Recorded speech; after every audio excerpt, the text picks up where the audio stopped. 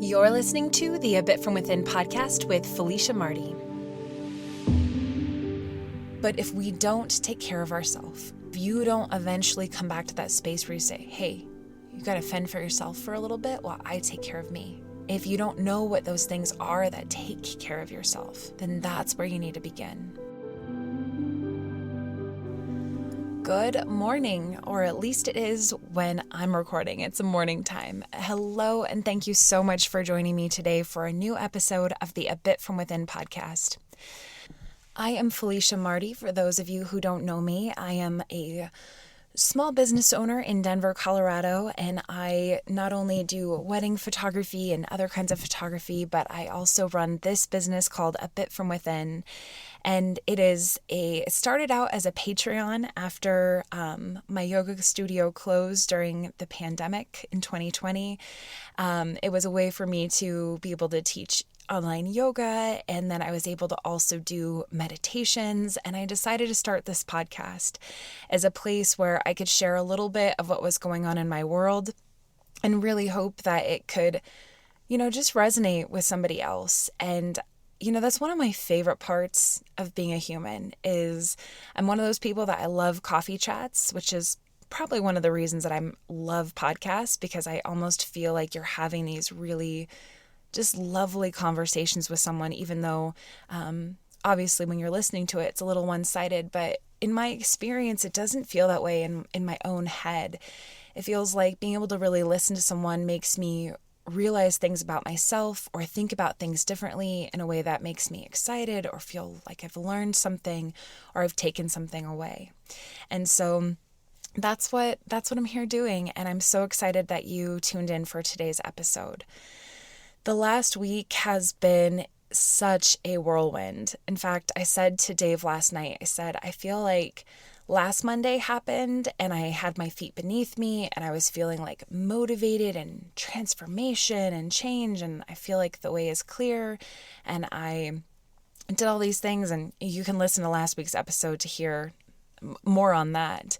But I feel like that night I got slapped in the face, and then kind of like a cartoon, like a slap in the face that just spins you around and around and around until I just barely got my wobbles back from my feet back beneath me. That's how this last week has been. And part of that is because I'll just kind of give a little bit of an update. I shared this on Instagram, so I think some of you know that this update is coming. But for those of you who don't know, for the past almost 90 days, my boyfriend has been dealing with some heart stuff, some digestion stuff, some anxiety stuff. That's what we knew at the beginning. It started on the plane when he felt his heart spike really fast, out of control, and it came back down. And at that point, all that I could imagine that it possibly could have been was a panic attack. I've experienced panic attacks before. There was a lot of nervousness. I was really nervous. I was sitting right next to him. I thought maybe he was picking up on my stuff. But it just kept happening, and it was leading to really, really horrible, mental wellness for him. He was having so much panic attacks and worry about that. I mean, he has been so stressed out about what's been happening, and he's been sure the entire time that it's his heart. So he's been working with his primary care physician, who's ordered several tests through a cardiologist, like a stress test and an echocardiogram and all of these different things. And then after about the first, I'd say 45 days, they put him on a cardiac monitor that was just attached to his chest, constantly having a line to just test whatever's going on with his rhythm. And they said that they would give him a call if it was anything significant happened. Otherwise, they just kind of gather all of the data and they send it as a big report at the end of 30 days. So he got this put on, I think it was October 1st. Yeah, I think it was, because it was right the same day that I flew to Maine last month already. Wow. And so 30 days goes by. we hadn't had a call. He had been starting to feel better-ish. Like 2 weeks ago, I had him on the podcast, and you can hear that he's feeling a little bit more confident, obviously still going through some stuff, but it had gotten significantly better than where we were in mid-September when it was probably at its peak, at its worst.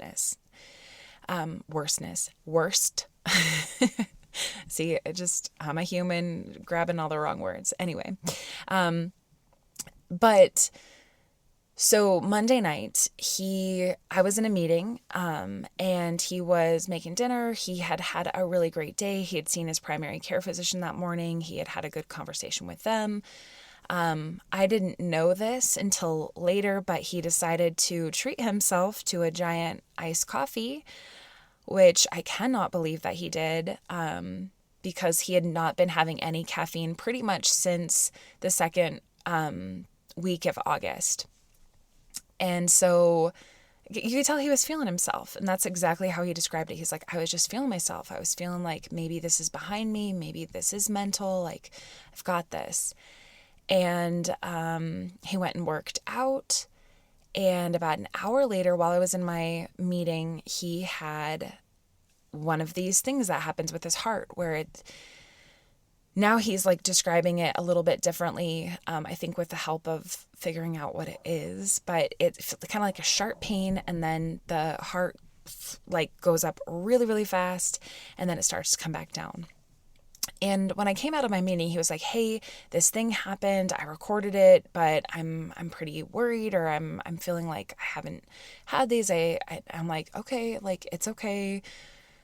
So I could feel him start to get more and more and more anxious. And we don't hear anything right away. Like, we're just kind of sitting with it. And he's like, why did this happen again? And he's like, it wasn't as bad as the other ones. Like, because as far as he knows, he can only measure what his heart rate looks like on his Apple Watch, which the heart can change much faster than the Apple Watch can detect. So he was like, my heart only went to 140. That's not too bad. It came down right away. Like, I should feel okay. And I'm like, okay. Well, so we go to bed, and I can tell he's very on edge. We don't sleep well at all. He's like up every hour. And at 7 a.m., he gets a call from the doctor that's on call for the heart monitoring company, and they tell him, hey, you had what did they call it? A non-sustaining ventricular tachycardia episode. Something like that. Those are basically the words. Non-sustaining and VTAC. They call it VTAC. And you can hear why I never went into like medicine. One, I get so grossed out by all of this stuff. But two, I can hardly say the words. But so that started us out very early in the morning on Tuesday, which led to, hey, like, your doctor will call you, you'll figure out next steps. He starts researching again, which he's already researched VTAC from, back 45 days prior. But now they caught it, essentially. They caught an episode, they can name it, they know what it is. And the fact that they called means that it was a high risk VTAC episode. And he found out the next day after, fighting to get in to see a doctor because it feels urgent, and yet nobody wants to act like it is. Oh, that's been one of the hardest parts of this last week is just dealing with doctors' offices and the medical system and the healthcare system. His primary care physician basically just says, all I can see is the report. They said you had 16 beats of during this VTAC episode, where basically it's just his heart went up to 202 beats per minute, which is very, very fast. And so it wasn't 140, it was very, very fast. And 16 beats is significant. I believe if I remember correctly, and this is not medical advice, but just out of context, I think they said anything that would be 3 or less is like, they wouldn't even consider it a big thing at all. And then if it's more than 7, it's considered like high risk. So yeah, that was a lot of information to take in. And, it wasn't until he was able to secure a good appointment with a cardiologist kind of on Thursday. And so I was able to clear my schedule and go with him to this appointment, which I don't know about you, how many of you have ever had to deal with cardiologist office. I didn't know this until I experienced it, but apparently when you go, like, clear your entire day, because we had a 2:00 appointment and we didn't leave the office until 5:00. Like, that's how long it took. And basically, the information of where we're at right now is his cardiologist was like, yeah, considering family history and things like that, and what it looks like and how long you've been dealing with this and everything, like, this seems like it could be not so serious that it's not recoverable, but probably something we should take seriously and get you in for an angiogram to make sure there's no blockages, that you don't have what is it called? Coronary artery disease. They're all so similar, these C words and A words. So that's what we did. They got him in for kind of a last minute angiogram on Friday, and since then he's been recovering. And the good news is that they, as far as we know right now from what they saw in the angiogram, that it was clear. There were no blockages. There's no signs of coronary artery disease. But it also leaves us in this place of still not having a clear answer of why he is experiencing all of these symptoms, why he is having such bad chest pains and heart flutters and the VTAC, and why he just feels like crap since all of this set in August. And so that's where we're at. That's where I'm gonna wrap up the story there, because I, of course, could sit here and have the same conversation I've been having with Dave every single day this past week and a half, and really this past 90 days.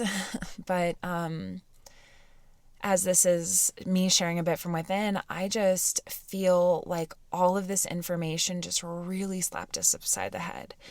And it was honestly terrible timing, because Tuesday, as all of this was happening and he was really starting to fall apart with all this information, he also had a friend come into town, which was just the worst timing because he didn't get to spend any quality time with a friend. His friend had to make all these different plans, and I had to try to make sure everybody was good with the plans and taken care of, and things were where they were supposed to be and people were where they were supposed to be. And it was pretty stressful. Just the entire week was so stressful. And of course, I'm still playing catch up on all of our work and holding our business together and trying to figure out what the next steps look like for me, because we are, as a business owner, especially a seasonal business owner, and it is not seasonal in the sense that I have an off, like a lot of time where I'm off and then a lot of time where I'm working. I always tell people it's seasonal in that the work changes from season to season. So we kind of have our peak season through the summer. It's typically like May to October, and there might be a few one-off weddings in the other months, the winter months. But really, that's also when we're booking and we're reevaluating our marketing, and we've got to make a lot of changes for the following year. And we're matching photographers with the clients, and we're just making sure everybody's taken care of and that everything is planned out and organized, and that I feel like I have my feet beneath me. And this past year as a business owner, really, it went awesome. It went as expected. There's always things that are unpredictable about what I do. I can never know what the weather is going to be like. I never know how the clients are actually going to show up on their wedding day. I cannot control any of those things. But I can make the best of whatever has been given. And we did a lot of that this year, and I'm really proud of us. We had a really good team meeting last week where we were able to just talk about some of the highs and lows, mostly highs, to be honest.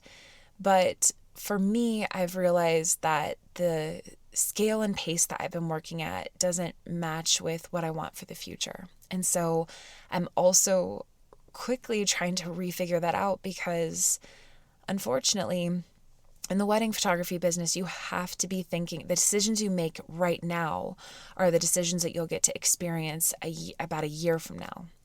And so, because like my next year is pretty much already completely booked. It's already got all of these things on the table.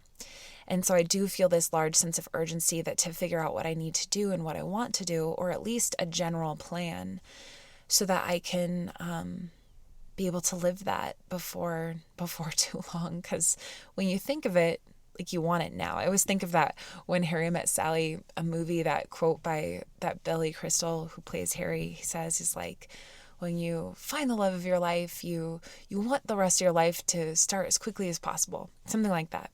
I just botched it. It's such a good line. One of my literal favorite movies. But that's how I feel. It's like, I'm like, now that I know kind of what I want, I wish it could start as quickly as possible. And now my job is to slow down and set other boundaries and make those decisions and ground myself. And that's what I'm trying to do. And I will say that this past week, I had to really compartmentalize a lot of that because my efforts had to go towards Dave and our family. And what's crazy is that I know probably for so many of you out there that maybe you're feeling that tailspin too. Because I have so many friends who are either recovering from a surgery or a diagnosis, or they're on bed rest, or they have been given some instructions from a doctor, or they're going through some health stuff. Like, literally more than a handful of people in my like inner circle are going through stuff like this. And I just am kind of sitting here with the weight of this. Like, we have all been through so much collectively, and it is so interesting that so many of us are being told, not like you should rest, but you have to rest. You have to rest. And so if you've been feeling this way and you've like feel your head spinning, like, you know what it's like to feel like this, sometimes things change and you have to devote yourself to compartmentalizing as much as you can and being in the present moment. And that's the other thing I've just been really trying to work on, is to be present. And it's not easy. Like, I feel like I have gone through the motions of being a patient person this week. I feel like I've gone through the motions of being a supportive partner, and I am. Like, I don't mean that as like I've been fake. It's just that with so much happening so quickly, if I were to make an honest assessment of how I've been, it's that I don't know how to be all of these things. I don't know how to show up at a cardiologist's office. I don't know how to pick my boyfriend up from the hospital from an angiogram and get him home. I don't know what foods to feed him. And if I did all of the right things, like, after I got him home from the angiogram, I literally had not been able to like take care of my house for like 3 days prior to that, because we had a friend over and we had all this stuff happening, and like, just, there was a lot going on. And so for me, the only thing I could think of on my drive home from picking him up was like, I need to get home, I need to get him on the couch, I need to get him a glass of water, and then I need to go make the bed and do the laundry and vacuum upstairs and clean off my desk and clean the shower. And like, literally, like, all of these things were like popping into my head. And I full on can own the fact that like, that is me grasping for things I feel like I have control over, because I don't feel like I have any control over Dave and what he's experiencing, or the pace that I'm able to get things done at, or how happy my customers are. I don't have any control over that. So doing the laundry makes me feel better. And so that's what I did. And I felt bad. I obviously kept coming downstairs and checking on him. And he kept giving me these puppy dog eyes, like, I just want you to sit with me and I just want you to hold me. And I, like, he didn't say that exactly, but I could just tell. And I'm going to go ahead and out myself right now by saying, like, up to this point in my life, like, I am not a good caretaker, in the sense that, like, maybe it's just because, like, I really want to be action oriented, and I feel the need to, like, move at this very fast pace, especially when things feel wrong. Maybe it's like crisis mode engages and I just feel like things need to get done quickly. But I'm not good at just like sitting next to a sick person with a throw up bowl or like watching TV and snuggling. Like, I can for a short period of time, but then my brain starts to move and my body needs to move and I need to go. And so it's something that I really feel like I have to kind of pay attention to. And I mean, part of me like feels like I need to kind of own how I am, but I also feel like it's really important to allow yourself to grow and allow yourself to change. So, so that was Friday after I brought him home from the angiogram, it did all of that. And then once I did all of that, I felt like I took care of myself a little bit. Then I was able to be a little bit more present for him and talk to him a little bit more about what he's going through and how he's feeling. And we spent some more time together and kind of did a similar thing on Saturday. And then yesterday, I was so tired. And yesterday was daylight savings and time ends, right? So like we lose an hour. I always forget, I mix up the language, but essentially we lost an hour or we gained an hour. Ugh, see, I'm already a mess. Yesterday was the fall version of the daylight savings thing. Did I describe that better? And so I have to tell you, as much as I absolutely hate that it gets dark earlier, and I would 100% abolish that thing that happens, yesterday it did feel like a gift to have an extra hour of sleep, and for it to be like 7 o'clock when it would have been 8 o'clock, just certain times of the day, I was like, wow, I needed this today. And if all of us could have like a couple of free passes to like have an extra hour embedded into their day or week, just, on occasion when we really need it, gosh, that would feel actually amazing, wouldn't it? But yeah, so I was so exhausted yesterday, and I was so frustrated too because my Apple Watch, I don't have an Apple Watch, but my Oura Ring, it tracks my sleep and my readiness and kind of gives me an idea of what I should aim to do for calories each day and just activity and moving and all of that. It was like, hey, you had a great night's sleep. You should burn at least 550 calories today, which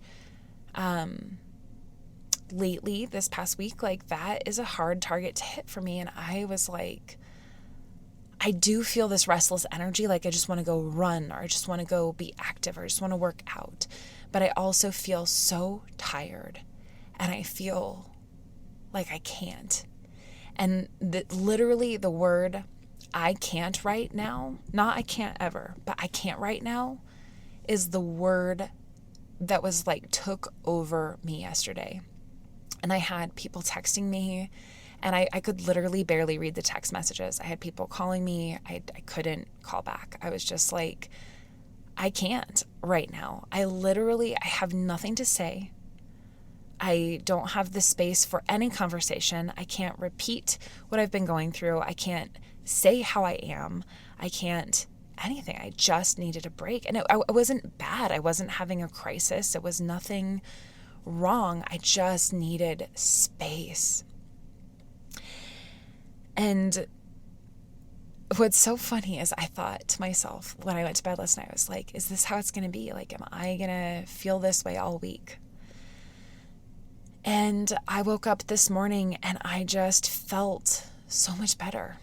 I felt like I gained a little bit of what I needed yesterday. I let myself, even though I felt so empty all day yesterday, I didn't noticeably feel my cup being filled up. But I felt it this morning when I just felt like, you know what, I'm going to own the day. And I'm going to choose the path of least resistance. And I'm going to set my own boundaries around myself. I mean, even with Dave, it was like, hey, buddy, I read through all your paperwork last night after your angiogram. Like, you are good to drive now. You're good to move. You can pick things up. Like, you are good. You can take the dog out. You can drive yourself to this appointment. And he was like, are you going to come with me? And I'm like, I love you, but absolutely not am I going to come with you. Like, I'm going to go do my day. I'm going to have my day. I'm going to record my podcast. I'm going to, share my heart. I'm going to get a meditation recorded. I'm going to schedule the things I need to schedule. I'm going to go walk on my treadmill at my desk. I'm going to go do what I need to do for myself. And I'm loving it. I feel the universe conspiring to hold me right now. And that's just how I'm doing right now. I feel really lost with all of the things I feel responsible for or in charge of that I don't have answers to right now. But I think that's so true for so many of us, right? Like, there is a lot going on. One of the best things that we can do is just slow down and try to make every single little piece, every little step that we need to do feel as spacious as possible. So instead of trying to multitask so much, pick one item, slow down in it, and just live it. So you gotta vacuum those stairs, just vacuum the stairs. Don't try to clean the baseboards and listen to the podcast and call your mom or whatever else. Don't try to do it all. Do one thing at a time. You got to make a drive to work.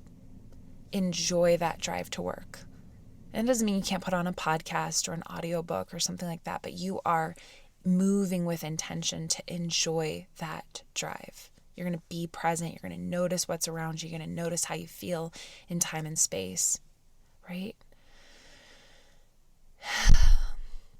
It's a big part of self-care, because I know for me, what didn't feel like self-care was last week when I was just in survival mode, trying to keep up with everything that was going on. And in the moment, I kind of knew that. I knew, you know what? I'm doing the best that I can right now, and that is enough. It is good enough. It is where I'm at. But I also knew in the back of my head, I was like, I cannot wait to get off this train as quickly as I can, because this is too much. Yeah, I said it. And, it's like I had a friend who texted me on Saturday.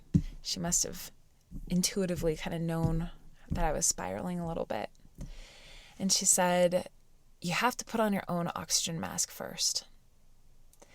And that's really tough instruction, but it's really important. And as I have flown recently, I overheard a flight attendant telling each row, like each parent that had a child with them, they say it in their announcement, like, hey, if in case of an emergency, you got to put your own life mask, your oxygen mask on. You put your oxygen mask on first, then you can help other people. But they literally went through each row and told each parent, hey, in case of an emergency, put on your own oxygen mask first. Because what would happen in a real emergency is if you spend all of your time and energy without oxygen, helping your child or somebody else your loved one put on their oxygen mask, and then they lose you, then you don't have the energy to do it for yourself, and your child can't put yours on for you, they don't know how, then both of you lose. And that's how it is right now for so many of us. I think the people who are listening to this podcast, if you've made it this far, chances are you're probably the kind of person who wants to take care of the people that you love, who cares deeply about your friends, your family, your loved ones, your coworkers maybe. You are a good person.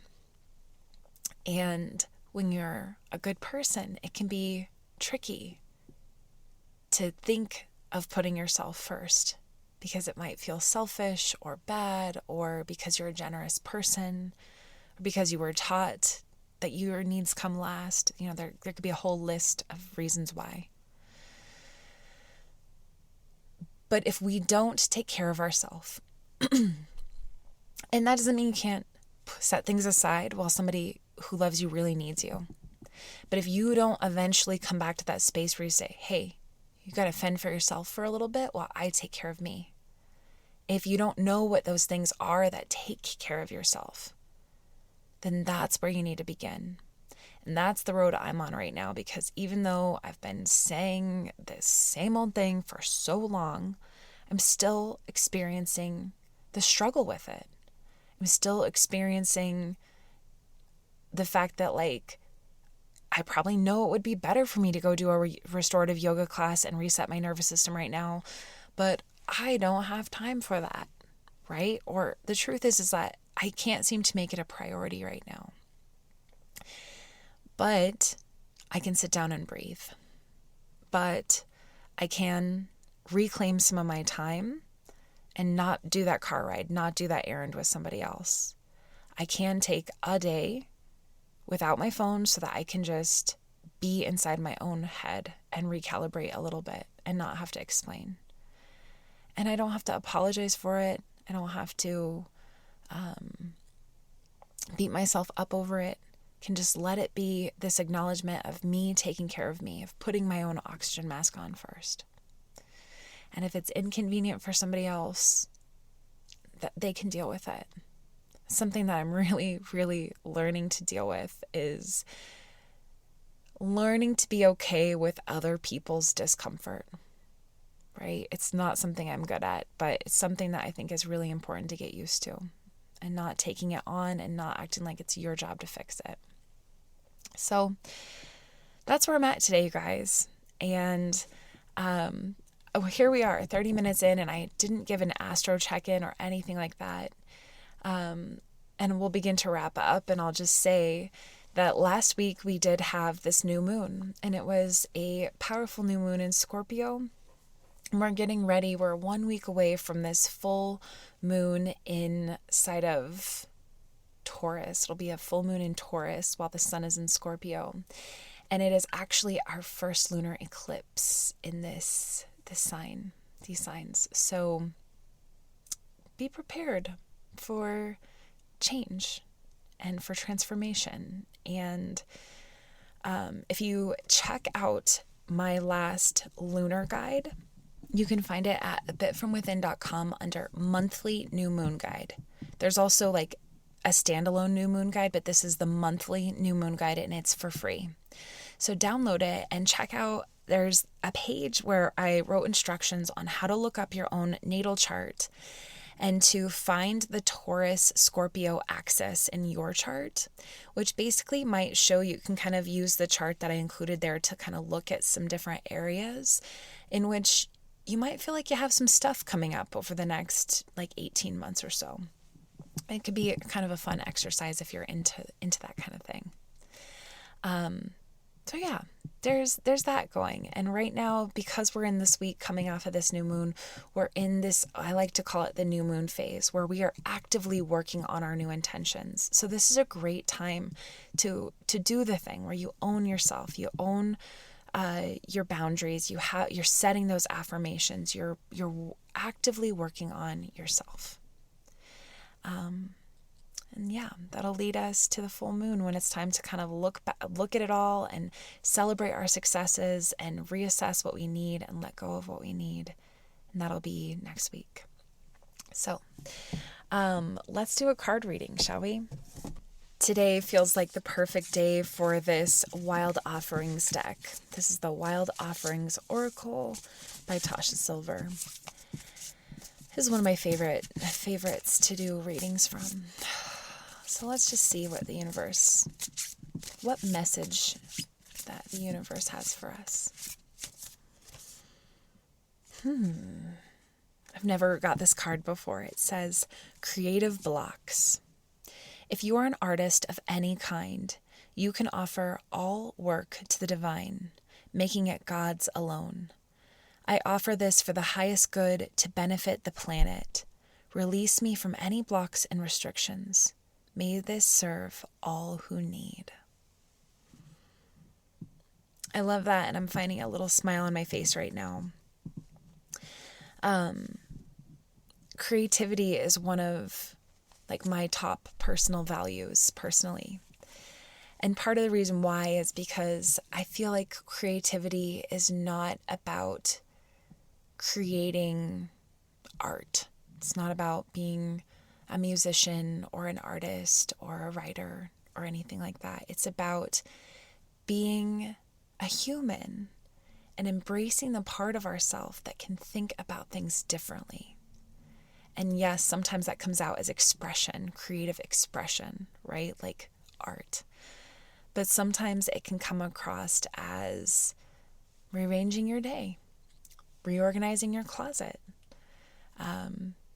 reworking something that's not working for you. That requires creativity. So I love this card for today's episode, just to give us that kind of prayer for being able to offer what we do to the highest good. And this idea that when we really surrender into that and we really are in this place of alignment and we're released from our blocks and restrictions, that we can do God's work. We can, or the work of the divine, whatever language you like to use. And it can benefit everybody.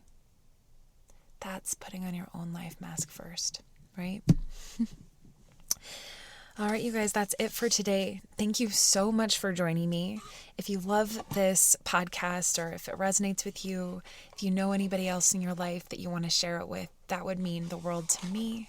Just to know that more people are listening and out there and feeling it too, and feeling those bits from within, right?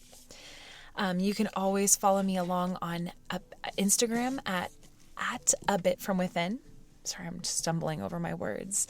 And you can find me on Patreon, patreon.com/abitfromwithin. That is where we have a couple different levels where you can access meditations, yoga classes, or live yoga classes. And also I send out the full moon and new moon guides to everybody in the Patreon. Just delivers right to your inbox each month.